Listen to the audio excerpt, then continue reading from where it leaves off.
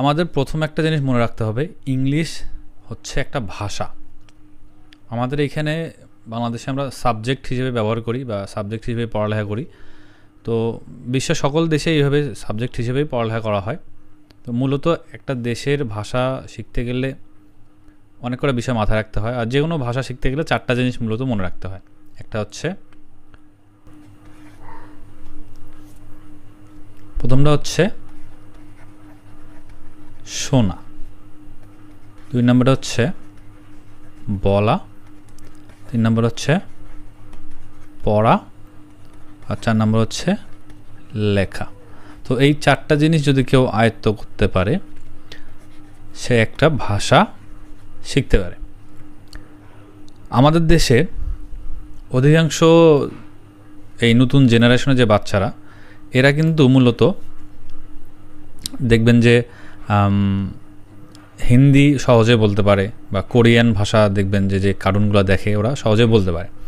তো এটার কারণ কি, ওরা তো কোনো হিন্দি বই বা কোরিয়ান বই পড়ে না, বা অ্যানিমে দেখে ওরা ভাষা শেখে। তো এই বিষয়টা হচ্ছে কন্টিনিউয়াস লার্নিং, কন্টিনিউয়াস যে শুনছে ওরা বিষয়টা, এইটার প্রেক্ষিতে তারা হচ্ছে ধীরে ধীরে ধীরে ধীরে সেটাকে আয়ত্ত করে ফেলে।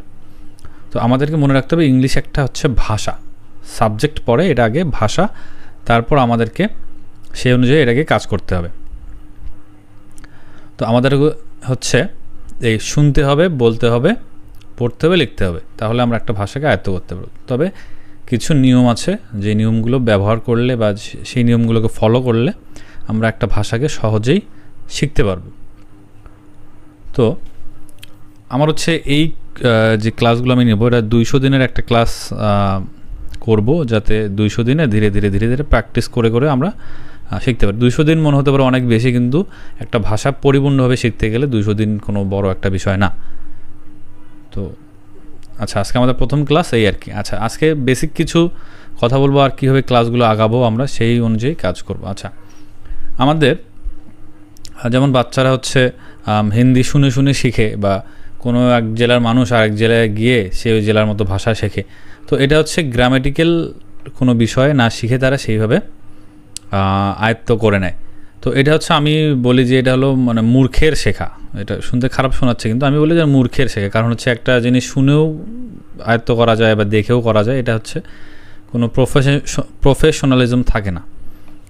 তো এই জন্য আমাদের হচ্ছে গ্রামার কিছু আইটেম শিখতে হবে, যেটা আমাদেরকে বুঝতে হবে। তো সেই ক্ষেত্রে আমাদের হচ্ছে ইংলিশ শিখতে গেলে আমাদেরকে কয়েকটা বিষয়ে বা কয়েকটা গ্রামেটিক্যাল আইটেম ফলো করতে হবে। তার মধ্যে 1 নম্বর হচ্ছে সেন্টেন্স, এটা একটা। 2 নম্বর হচ্ছে parts of speech, tense, voice, আর হচ্ছে ন্যারেশন। তো আমি মনে করি যে এই 5টা বিষয় শিখতে পারলে ইংরেজি ভাষা মোটামুটিভাবে, পরিপূর্ণভাবে না, মোটামুটিভাবে আমরা বলতে পারবো, লিখতে পারবো, আর কোনো গ্রামেটিক্যাল ভুল হলে সেটাকে আমরা হচ্ছে শিখতে পারবো। তো এর মধ্যে আরও অনেকগুলো বিষয় শিখতে হবে। তো এটা হচ্ছে মূল, মানে এই কয়টা জিনিস যদি কেউ ভালো মতো পারে, তার কাছে ইংলিশ কোনো বিষয় না। তো আমাদের হচ্ছে এই, আর আজকে ক্লাসটা এই পর্যন্তই, যে আমরা হচ্ছে ধীরে ধীরে ধীরে ধীরে এই কয়টা জিনিস শিখবো।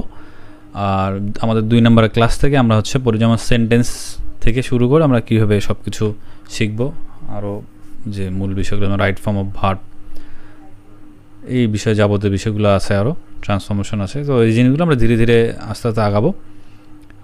এই আর কি, আজকের ক্লাসটা পর্যন্ত ছিল। সবাই ভালো থাকবে।